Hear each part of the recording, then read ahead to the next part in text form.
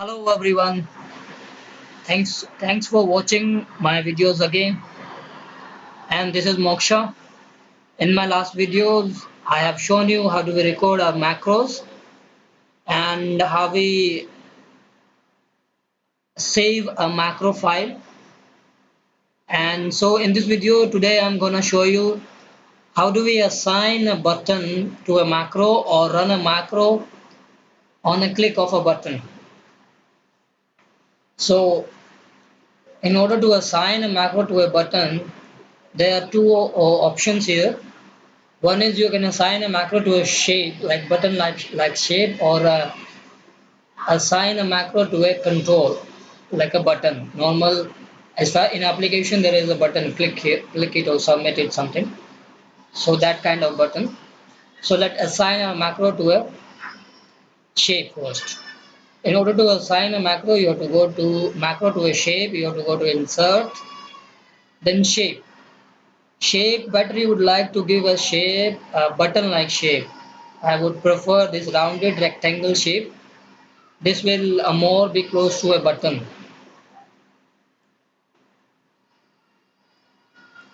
See, and you can format it accordingly if you what shape like you want to button look like this, and this, anyone.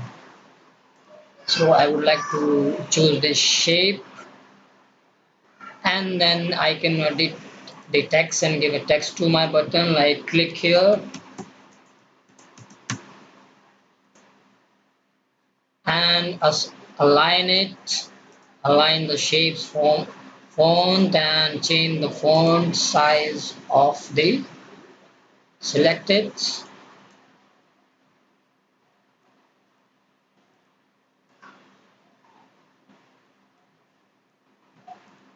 and change the size of the button's font and align centrally.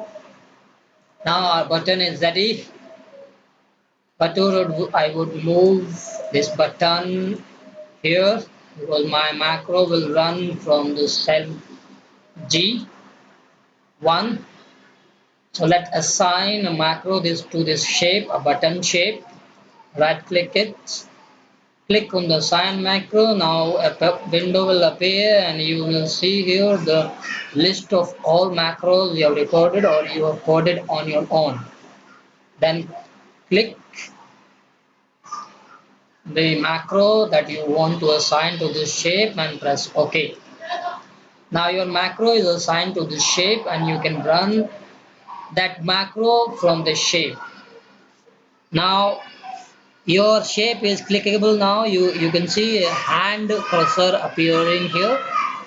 This basically is for clicking. So click it and now your macro is running. This is the one way to run a macro. Now the another way to run a macro is to assign your macro to a proper button like form control or a button like shape for an application. So to assign a macro to a button, this was shape. Now assigning macro to a button.